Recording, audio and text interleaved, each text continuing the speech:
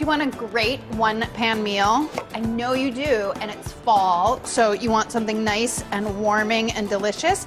How about a chili cornbread pie? It's sort of spicy, but not too spicy chili, covered with a cornbread topping and baked until bubbling and golden. You want to mince an onion, and the whole thing gets made in a large cast iron skillet, so you need one that's like 10 or 12 inches. I think either one would probably work. 4 cloves of garlic. They also need to be minced. If you have a garlic press, you can use a garlic press. Make short work of this, but then you have to clean the garlic press, and you're already cleaning your knife, so your choice. Now you want to saute your vegetables to reduce out some of the liquid and intensify the flavor, so use a neutral oil. I like a safflower oil, 2 tablespoons, medium-high heat. Add the onions and the garlic at the same time. A lot of more old-fashioned recipes have you start the onions first and then add the garlic so the garlic doesn't burn. But I don't find that to be the case, because I find that the onions, which are so watery, actually protect the garlic from burning. So I don't do that. You want to saute this until the onions are translucent. That'll take about 3 minutes or so. You can add some salt and pepper. I like to add salt at this stage because it helps pull out the moisture from the onions. And while you're at it, why not add some pepper? While you're waiting for that to saute, you can cut up some tomatoes. I have a can, it's a 14.5-ounce can of whole peeled tomatoes in juice, and they need to be chopped, not pureed, so I'm just going to chop them right on my board. You do need the juice though.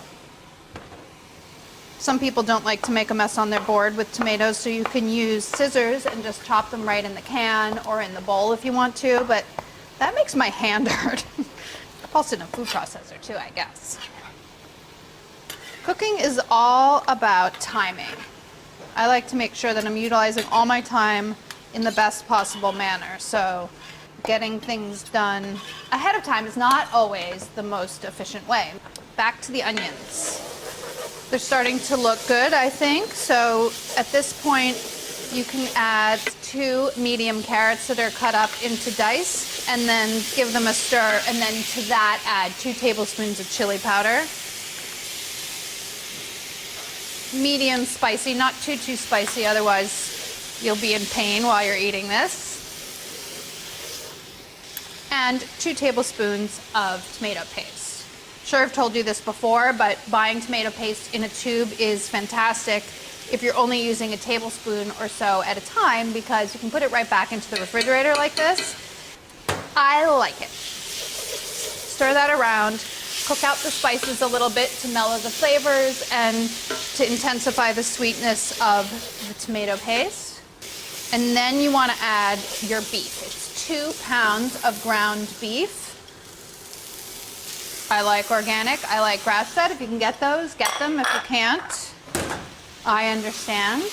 And you want to cook this, breaking it up with a spoon until the beef is no longer pink, so it gets a little bit brown. It'll take about 5 minutes maybe. I could probably make the topping while I'm waiting for this. How's that sound?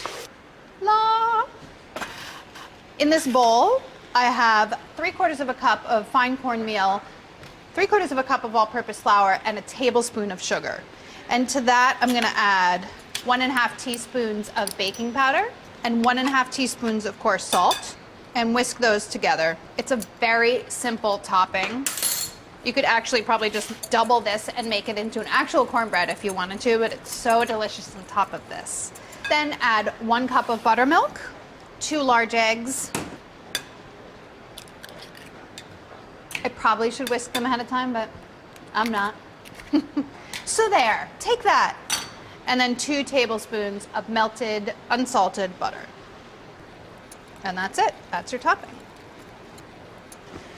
Just go back and forth. I'm always going back and forth. I used to say this a lot, but I haven't been saying it as much lately. I used to call it ABP, always be prepping. That's how I get things done in the shortest amount of time possible. I think most of this meat is no longer pink, so I can go ahead and add my tomatoes. That was a 14.5-ounce can that I cut up.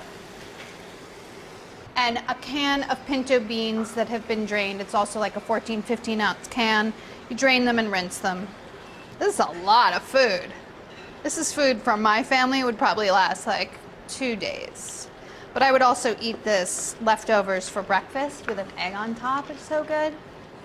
I'm a big into savory for breakfast. Make sure your oven is preheating to 400 degrees because you want to bake this at 400 and you don't want it sitting around too long. All right, now you can put your topping on. This can get turned off actually. And then just, you can spread it over the top or you can dollop it over the top a little bit like biscuits if you want to, and that's what I'm gonna do. It'll spread out as it bakes. Oh man, and that's it, guys.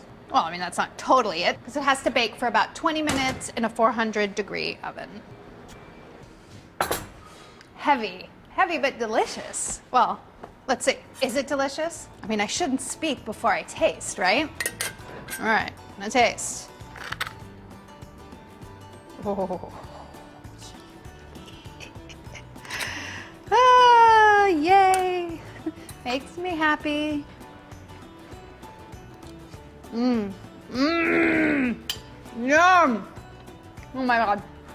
You guys are gonna absolutely love this. Run out and buy the ingredients right now. Make it for dinner tonight.